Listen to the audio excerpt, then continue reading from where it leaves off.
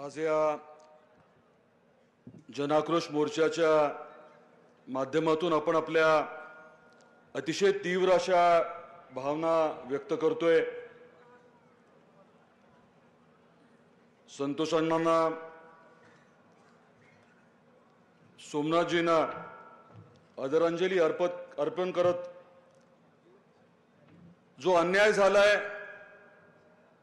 अमानुष जे कृत्य झालंय, ज्यांनी केलंय त्यांना फाशी लागेपर्यंत आपल्यापैकी प्रत्येकाची जबाबदारी काही संपत नाही।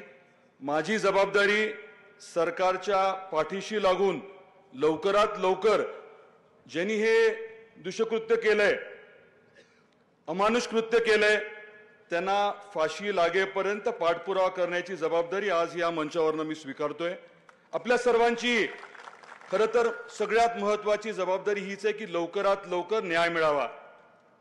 न्याय व्यवस्थेला पाठपुरावा करून लवकर न्याय मिळवून देणं, या बाबतीमध्ये आपण सर्वजण मिळून आहोत, एकत्र आहोत।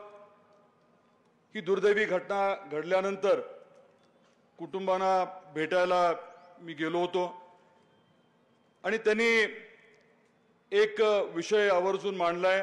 त्या कुटुंबाच्या अनुषंगाने ती जबाबदारी देखील आवर्जून आपल्या सर्वांच्या वतीने मी स्वीकारलेली आहे। या कुटुंबाच्या पाठीशी खंबीरपणे आपण सर्वजण उभं राहू, हा देखील शब्द मी या निमित्ताने देतो।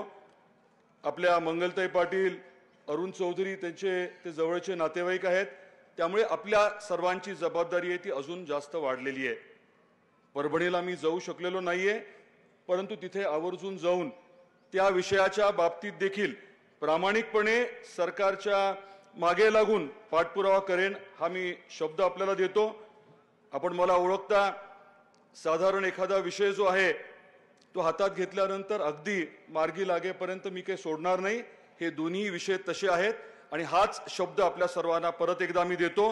आपला जो जन आक्रोश आहे तो फक्त आक्रोश न राहता त्याच्यामधनं तुम्हाला अपेक्षित कृती होईल यासाठी प्रामाणिक प्रयत्न नक्की करेन। एवढंच बोलून मी थांबतो। धन्यवाद।